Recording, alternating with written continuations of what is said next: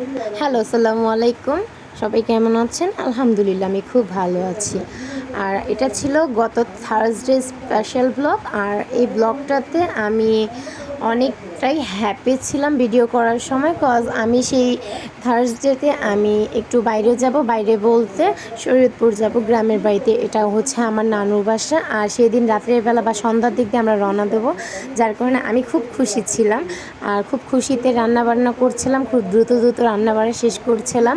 এইখানটাতে আমি যত সহজভাবে পারছিলাম রান্নাবান্না শেষ করার চেষ্টা করছিলাম। একটু করলা ভাজি সামান্য রান্না করেছি, আর একটু পুঁই শাক রান্না করেছি চিংড়ি মাছ দিয়ে। খুব বেশি একটা ঝামেলা করিনি। আর একটু ডাল রান্না করেছি, ভাত রান্না করছি। এগুলো দিয়েই কিন্তু আমার রান্নাবান্না আমি কমপ্লিট করেছি। আর আমি যেহেতু আমার গ্রামের বাড়িতে যাব, আমার নানু বাসায়, তো আমি তো অনেক হ্যাপি। আর সাথে করে আমার আঙ্কেল যাবে, উনি আমাদের সাথেই যাবে। আর আন্টি কিন্তু আগেই চলে গিয়েছে তার বাবুকে নিয়ে, সাথে আমার আম্মুও গিয়েছে একদিন পরে। আর নানু তো ওখানেই থাকে, আমার নানু একাই থাকে সেখানে। তখন আমার নানুও খুব বেশি হ্যাপি হয় যখন আমরা সবাই একসাথে চলে যাই, সেখানে অনেক সুন্দর একটা মুহূর্ত কাটানো যায়। আর এইখানটাতে দেখা যায় আমি যাওয়ার প্রস্তুতি নিচ্ছিলাম, তারপর আমার হাজব্যান্ড আস্তে আস্তে সন্ধ্যা করে ফিরেছিল। দেন এই তো সন্ধ্যার দিক দিয়ে আমরা রওনা হলাম। রওনা হওয়ার পরে এই তো আমার বাবু দেখেন বাসে একটা সিট নিয়ে বসে পড়েছে, মানে জেদ করছিল যে ও আর বাসের সিট থেকে উঠবে না।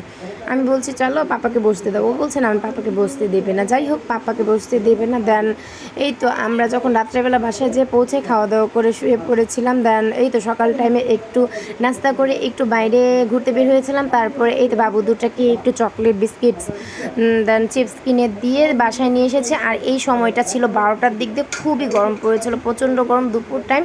আর যেহেতু আজকে জুম্মা ছিল সেদিন আর কি, থার্সডে পরের দিন তো ফ্রাইডে হয়, ফ্রাইডে একটা জুম্মার দিন, অনেক স্পেশাল ডে। আর সেই দিন আমি পাঞ্জাবি কাপড় সব কিছু নিয়ে গিয়েছিলাম গুছিয়ে ইস্ত্রি করে, যাতে করে তাদের নামাজ পড়তে যেতে কোনো ধরনের কষ্ট না হয়। আর তাদেরকে আমি গোসল করি, রেডি করব। আর ওটা কিন্তু আমার ভাই হয়, আমার খালাতো ভাই হয় সাথে।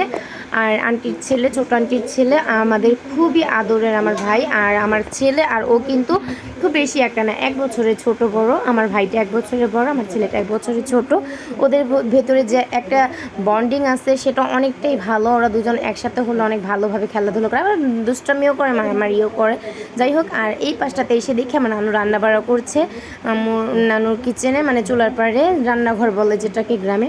যাই হোক, নানুকে জিজ্ঞেস করলাম নানু কী রান্না করছো, বলছে যে মুরগির মাংস রান্না করছি। আমি বললাম যে মাছ রান্না করলেও ভালো হতো, যেমন গুঁড়ো গুঁড়ো মাছ বা শাক সবজি টাটকা টাটকা, খুব ভালো লাগে এগুলো খেতে। পরে নানু বলছিল যে না, বাবুগুলো তো মাছ খেতে পারবে না, তার জন্য মুরগি রান্না করছি। আর মুরগি রান্না করে দেন তোমাদের জন্য একটু মাছ রান্না করে দেবো, সমস্যা নেই, তোমরা টেনশন করো না, মাছ আমি রান্না করব। আর ওই পাশটাতে দেখেন ডাল রান্না করছে নানু, কি সুন্দর করে ডাল রান্না করছে। মানে উনি এক কড়াইতেই রান্না করে, যাতে করে কালিগুঁড়ো অন্য অন্য পাতিলায় মেখে না যায়, এই জন্য এক কড়াইতে রান্না করেই সবগুলো ঢেলে ফেলে। আর এই পাশটাতে ওদের গোসল করিয়ে কিন্তু রেডি করে দিয়েছে আমার ভাইকে ওর আম্মু, আর আমার ছেলেকে আমি, বা বলা যায় ওর বাবাই রেডি করেছে, গোসল করিয়ে দিয়েছে। আমি ঘরে নিয়ে রেডি করে পরে পাঞ্জাবি কাপড় পরিয়ে দিয়েছি। দুইজনে একসাথে জুম্মার নামাজের জন্য বের হয়ে পড়েছে তাদের পাপাদের সাথে। যাই হোক, তারা খুবই হ্যাপি। আর তাদের বিদায় দিলাম আজকের জন্য এই পর্যন্তই। নেক্সট ব্লগের অপেক্ষা করবেন। আল্লাহ হাফেজ।